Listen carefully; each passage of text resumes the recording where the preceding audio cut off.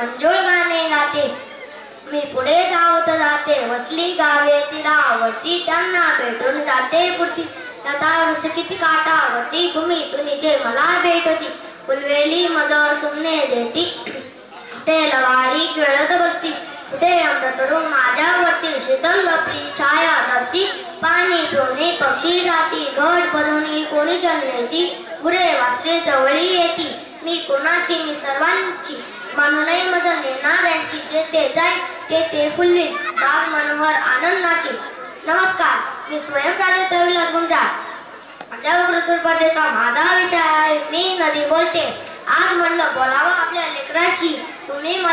तुम्ही माझ्याकडे पाहत नसला तरी माझ्या दोन्ही तटावर वाटताना, अंग खांद्यावर खेळताना तुम्हाला आणि तुमच्या पूजनानेही मी पाहिलंय. त्याचा आनंदही वेळोवेळी घेतलाय. म्हणून तर तुम्ही विसरला तर मला तुमच्यापासून कसं दूर होता येईल. म्हणून म्हटलं बोलावं. काय मी कोण असे विचारतात, हेच तर माझं दुःख आहे. जवळ असूनही तुम्ही दूर आहात. असू दे, मी आहे तुमची नदी. मला नदी म्हणून तुम्हाला लाज वाटते. ही अवस्था कोणामुळे झाली हा विचार कधी केलाय. पूर्वी स्वच्छ निर्मळ प्रवाह मिरवताना प्रचंडीपणे वाहताना एक वेगळाच आनंद होता. त्यातून तुम्हालाही आनंद मिळायचा. लहान मुले माझ्या प्रवाहात डोंबण्यासाठी यायची.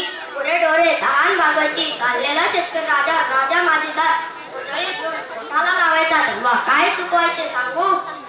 कपडे धुण्यासाठी बाया पुढे यायच्या. त्यांचंही कधी वाईट वाटलं नाही.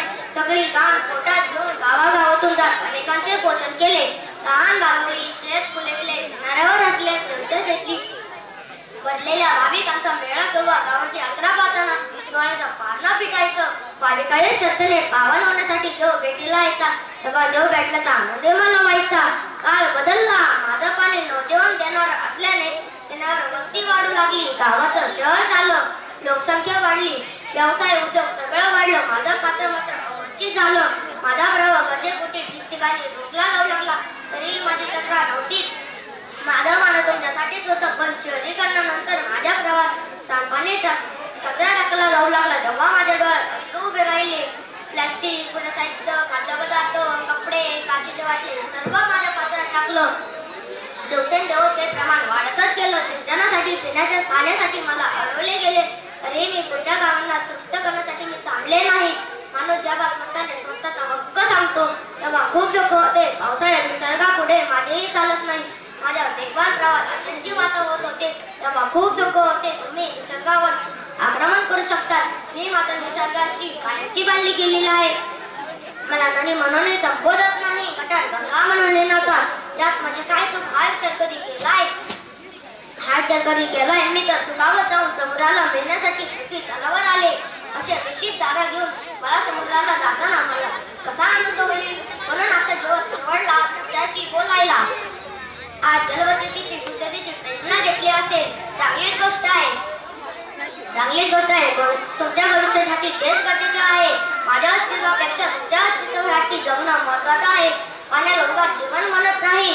पिण्यासाठी, शेत फुलवण्यासाठी, उद्योगासाठी, विज्ञानाच्या प्रयोगासाठी, पृथ्वीवरील सर्व सजीवांसाठी पाणी गरजेचे आहे. तुम्हाला कळकळीची विनंती, आता तरी जागे व्हा. मला जाणून घ्या. माझ्या संवर्धनासाठी पुढे तो तुमचा प्रश्न आहे असे मी म्हणणार नाही. तो तुमचा प्रश्न आहे. तुमच्या जीवनासाठी पुढे या. महाराष्ट्र शासनाने चला जाणूया नदीचा उपक्रम चांगलाच हाती घेतला आहे. महाराष्ट्रातील नद्यांचे आरोग्य चांगले राहिले तरच आपले आरोग्य चांगले राहणार आहे. महाराष्ट्राला वारंवार वेळ सावणाऱ्या पूर आणि दुष्काळ या समस्यापासून मुक्तीसाठी नदीशी संवाद साधणे गरजेचे आहे. माझ्याबद्दल माहिती तत्वावरील जैवविविधता, माझ्या समस्या जाणून घेतल्या तर तुमचे जीवन समृद्ध करण्यासाठी मला निर्मळप्रमाणे वाहता येईल. म्हणून तुम्हाला निर्मळप्रमाणे वाहता येईल म्हणून संवाद साधूया. बरेच दिवस अस्वस्थ होते म्हणून खूप बोलले. त्याला रागावणे समजू नका. ऐकी हाक समजा. ज्या गावातील एकच नदी आहे ती लुप्त झाली तर तुमच्या भविष्याचे काय म्हणून चिंता वाटते. माझी इतर बघण्याची ही स्थिती आहे. तेव्हा विचार करा. म्हणून अंताची चिंता नाही. माझ्या लेकराचं काय हाच विचार सारखा मनाला अस्वस्थ करतो.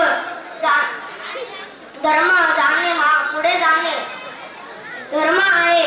जशी मी जाणार माझा प्रवाह तुम्हाला सुखावणारा असावा म्हणून मला जाणून घ्या. एवढेच.